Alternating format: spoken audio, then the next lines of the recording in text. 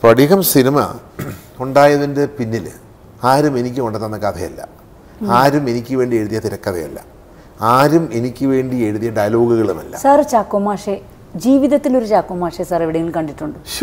എവിടെയെങ്കിലും ഒരു ചാക്കോ മാസ്റ്റർ ഇല്ല, അനവധി ചാക്കോ മാസ്റ്ററുകൾ. ഒന്നാമത് എൻ്റെ അപ്പൻ തന്നെ ഒരു ചാക്കോ മാസ്റ്ററായിരുന്നു.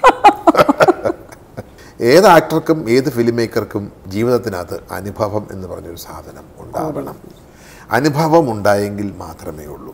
അതാണ് നേരത്തെ പറഞ്ഞത്. സ്ഫടികം എൻ്റെ ജീവിതത്തിനകത്ത് എനിക്കറിയാവുന്ന എൻ്റെ കര, എൻ്റെ നാട്, എൻ്റെ അപ്പൻ, എൻ്റെ ആലുമുട്ടി തോമസ് സാറ്, എൻ്റെ പിള്ള സാറ്, എൻ്റെ ഭൂതലിംഗം സാറ്, നിരവധി ചാക്കോ മാസ്റ്റർമാർ സാർ. എത്ര ചാക്കോ മാസ്റ്റർമാരെ പ്രത്യേകിച്ച് അന്നത്തെ കാലഘട്ടത്തിൽ ചാക്കോ മാസ്റ്റർമാരല്ലേ ഉള്ളൂ. സത്യം. പക്ഷെ അന്നത്തെ ചാക്കോ മാസ്റ്റർമാർക്ക് ഒരുപാട് പക്ഷാഭേദം ഇല്ലെന്നോ? അതെ, എക്സാക്ട്ലി. That is. ഞാൻ ആ പോയിന്റിലേക്ക് വരാൻ പോകുന്നത്. അന്നത്തെ മാസ്റ്റർമാർക്കെല്ലാം നീ പഠിക്കണം, നീ പഠിക്കും മകനെ, മനസ്സ് എവിടെയോ കേഴുന്നുണ്ട്. എനിക്കറിയാം അങ്ങനത്തെ പല മാസ്റ്റർമാരുടെയും ആ കേഴലിൻ്റെ മർമ്മരം ഞാൻ അനുഭവിച്ചിട്ടുണ്ട്. സോ ഇൻറ്റിമേറ്റഡ് ആണ്. അപ്പോൾ അവർ ഒരു കാർക്കശ്യത്തോടെയൊക്കെ നമ്മളോട് പെരുമാറുന്നുണ്ടെങ്കിൽ പോലും നീ പഠിക്കണം, നീ എന്താ പഠിക്കാതെ, നീ പഠിക്കണം, പഠിച്ചാലും നിനക്ക് എടുക്കാനൊക്കെ ഉള്ളൂ. ഇന്നതല്ല. ഇന്നൊരു ഭയങ്കര ഒരു ബിസിനസ് ഔട്ട്ലുക്കിലല്ല, ജസ്റ്റ് മാർക്സ്. ശരിക്കും മാർക്ക് ഞങ്ങളുടെ ആവശ്യമില്ലാത്ത മത്സരബുദ്ധി ഇല്ലേ? ഇപ്പം ഞാനൊരു കാര്യം പറയാം. എൻ്റെ ജീവിതത്തിൽ എന്നെ ഞാനാക്കി തീർത്ത, if at all if someone അസസ് me that I am little fine, എനിക്ക് തോന്നുന്നു ഐ ആർ ദ ഗ്രേറ്റ് ഞാൻ മാറ്റി യു ആർ ഗ്രേറ്റ് എന്ന് പറയും. ഐ ആം എ ലിറ്റിൽ അല്ല സാർ. സാറിൻ്റെ സിനിമകൾ കണ്ടു കഴിഞ്ഞാൽ ഒരിക്കലും തെറ്റിദ്ധരിക്കരുത്. ഞാൻ ഈ ഒരു വേളയിൽ ഇപ്പോൾ അങ്ങോട്ട് ഞാൻ എന്നെ അങ്ങനെ ചുരുങ്ങി പറയുന്നതല്ല. എന്നെ പഠിപ്പിച്ചിട്ടുള്ള എൻ്റെ ഓരോ ദിവസത്തെയും അനുഭവങ്ങൾ, ഞാൻ എൻ്റെ വീട്ടിലെ തിയേറ്ററിലിരുന്ന് സിനിമകൾ, എല്ലാവരും സിനിമകൾ കണ്ട് സർവ്വ ആർട്ട് മേളകളിലും ഓടി നടക്കുമ്പോൾ ഞാൻ പാരാതിരുന്ന് എൻ്റെ തിയേറ്ററിലിരുന്ന് ഞാൻ സിനിമകൾ കാണും. ഓരോ സിനിമകൾ കാണുമ്പോൾ ഓരോ പെരുന്നാളുകൾക്ക് കുഞ്ഞു പിള്ളേർ കാണുന്ന ഇങ്ങനെ കണ്ണഞ്ചിപ്പിക്കുന്ന കിലുക്കങ്ങൾ കാണുന്ന പോലെ ഞാൻ ഇതെന്തെല്ലാം തീമുകളാണ്, മേക്കിങ്ങിനകത്ത് തന്നെ എന്തെല്ലാം രീതികളാണ്. ഇതൊക്കെ ഏത് കാലത്ത് നമുക്ക് വല്ല ഹോളിവുഡിൽ എങ്ങനെ ജനിക്കാൻ കഴിഞ്ഞിരുന്നെങ്കിൽ, അല്ലെ കുറച്ചുകൂടെ പണം ചിലവാക്കി സിനിമ എടുക്കാൻ പറ്റുന്നൊരു വേദിയിലായിരുന്നിരുന്നുവെങ്കിൽ എന്ന് ഞാൻ എപ്പോഴും ആഗ്രഹിച്ചല്ല കൊതിച്ചു പോകാറുണ്ട്. ഞാൻ പറഞ്ഞ മനസ്സിലല്ലേ? അപ്പോഴാണ് നമ്മൾ ചിന്തിക്കേണ്ടത്, നമ്മൾ മറ്റു പലരിലും വളരെ വളരെ വളരെ വളരെ വളരെ താഴെയാണെന്ന് തന്നെ വിചാരിച്ചാലേ ശരിയാവുള്ളൂ. ഇവിടെ വരുന്ന എത്രയോ നല്ല സിനിമകൾ എന്നെ പ്രചോദിപ്പിക്കുന്ന, എന്നെ എക്സൈറ്റഡ് ആക്കുന്ന ഏതെങ്കിലും ഒരു സിനിമ കണ്ടാൽ ഞാൻ അപ്പം തന്നെ ആ വ്യക്തിയുടെ നമ്പർ തപ്പിപ്പിടിച്ച് ആളെ വിളിച്ച് കൺകാലിറ്റി തിരിക്കും. അങ്ങനത്തെ സീനുകളൊക്കെ ഉണ്ടാവാനൊരു കാരണം, ഈ കാരണമാണ് നമ്മൾ നേരത്തെ പറഞ്ഞ അനുഭവം എന്ന് പറഞ്ഞൊരു സാധനം. സത്യം. എൻ്റെ ജീവിതത്തിൽ എൻ്റെ എഡ്യൂക്കേഷൻ്റെ ഏരിയകളിൽ സംഭവിച്ച, എൻ്റെ മാതാപിതാക്കളിൽ നിന്ന് എനിക്ക് കിട്ടേണ്ട, അതാത് പ്രായത്തിൽ കിട്ടേണ്ട സ്നേഹത്തിൻ്റെ കുറവ്, ഓക്കെ, ഒരു വലിയ കുടുംബത്തിൻ്റെ തകർച്ച എന്ന് പറഞ്ഞാൽ നമുക്ക് ചിന്തിക്കാൻ പറ്റാത്തതിലപ്പുറമുള്ള തകർച്ച. അതെന്ന് വെച്ചാൽ ഒരു ദേശത്തെ മുഴുവൻ വാങ്ങാനുള്ള ഫോർച്യൂൺ ഒരു സുപ്രഭാതത്തില്ലാതെ പോയാൽ എങ്ങനെ ഉണ്ടാവും? അപ്പോൾ ഞാനിത് എന്തിനാ പറയുന്നത് ചോദിച്ചു കഴിഞ്ഞാൽ, മൊത്തം ഒരു കലാമിറ്റി ഉണ്ടല്ലോ, വലിയൊരു ഡിസാസ്റ്റർ നമ്മുടെ ജീവിതത്തിലേക്ക് വന്നു കഴിയുമ്പോൾ, അത് ഇന്നലെ സംഭവിച്ചതല്ല, അത് നമ്മുടെ കുഞ്ഞുനാൾ മുതലേ നമുക്കൊരു ഓർമ്മ വെച്ച 5-ാം ക്ലാസ് മുതൽ ഇത് തുടങ്ങിയിട്ട് ഇത് മുഴുവൻ നമ്മൾ കണ്ടും കേട്ടുക. നീ കണ്ടും കേട്ടും അനുഭവിച്ചുമുള്ള നമ്മുടെ ജീവിതമാണ് സിനിമ എന്ന് ഞാൻ പറയുന്നത്. അങ്ങനെ അനുഭവത്തിൻ്റെ വേറൊരു പശ്ചാത്തലത്തിലാണ് ഒരു പക്ഷേ പാലായിൽ നിന്ന് ഞാൻ ഡോൺ ബോസ്കോ ഇരിജാലക്കുട ഇംഗ്ലീഷ് മീഡിയം സ്കൂളിലേക്ക് പോകാൻ ഉള്ള കാരണമായത്.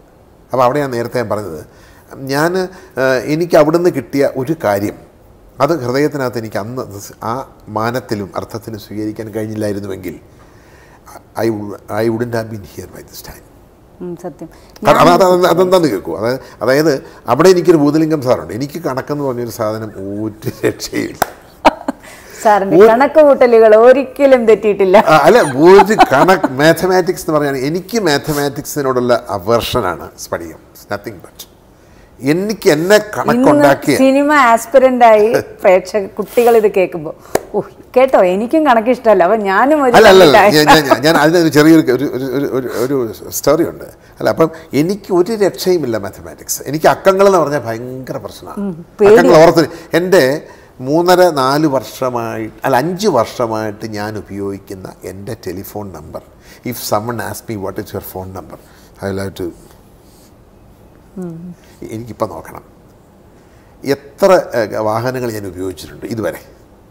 ഒറ്റ വാഹനത്തിൻ്റെ നമ്പർ പോലും എനിക്കറിയില്ല. സാർ എൻ്റെ ചോദ്യം വീണ്ടും വെട്ടുവാണ്.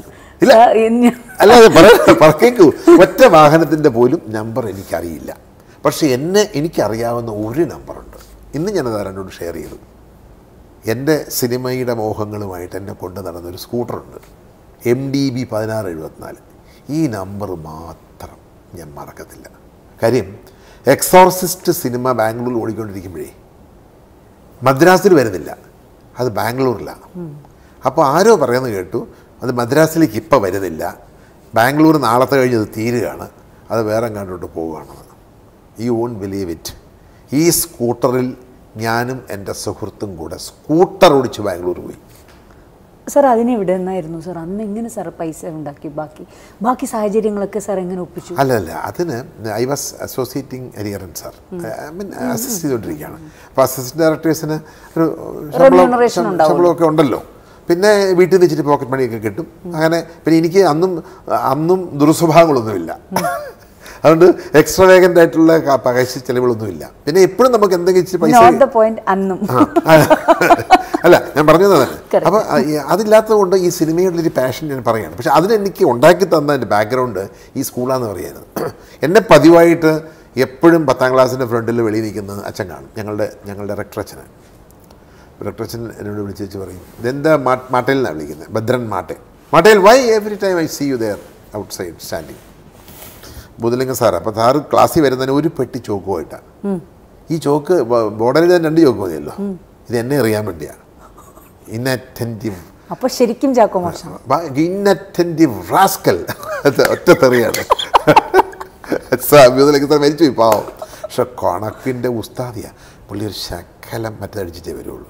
രാവിലെ ഇച്ചിരി പട്ടയൊക്കെ അടിച്ചിട്ടേ പുള്ളി വരും. പക്ഷെ ഒടുക്കത്തെ പഠിപ്പിക്കുകയാണ് അദ്ദേഹത്തിൻ്റെ ക്ലാസ്സിൽ. അതായത് പുള്ളി എന്നെ ഇപ്പോൾ 8ാം ക്ലാസ് മുതൽ പഠിപ്പിക്കുകയാണ്.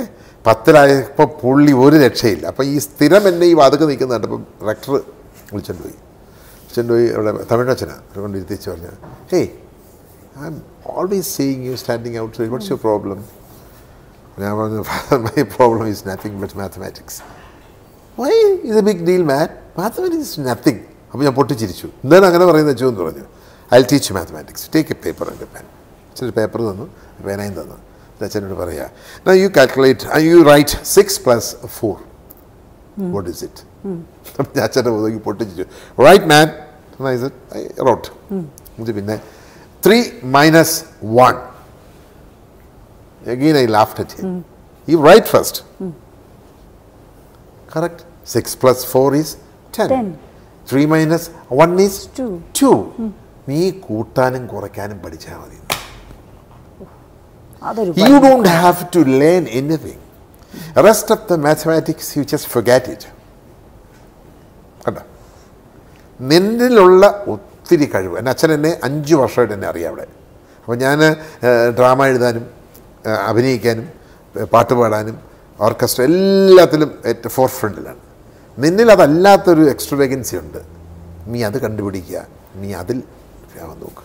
ഇതൊരു വളരെ ഫ്രണ്ട്ലി മെസ്സേജാണ്. ഇന്ന് കണക്ക് പഠിക്കാത്തവർക്കും കണക്ക് ഇഷ്ടമല്ലാത്തവർക്കും, ഇവൻ കണക്ക് പഠിച്ചിട്ടില്ല എന്ന് ചിന്തിക്കുന്ന ടീച്ചർമാർക്കും, എൻ്റെ മോൻ എന്തുകൊണ്ട് പഠിക്കുന്നില്ല എന്ന് ചിന്തിക്കുന്ന പേരൻസിനും ഇതൊരു ഫ്രണ്ട്ലി മെസ്സേജാണ്.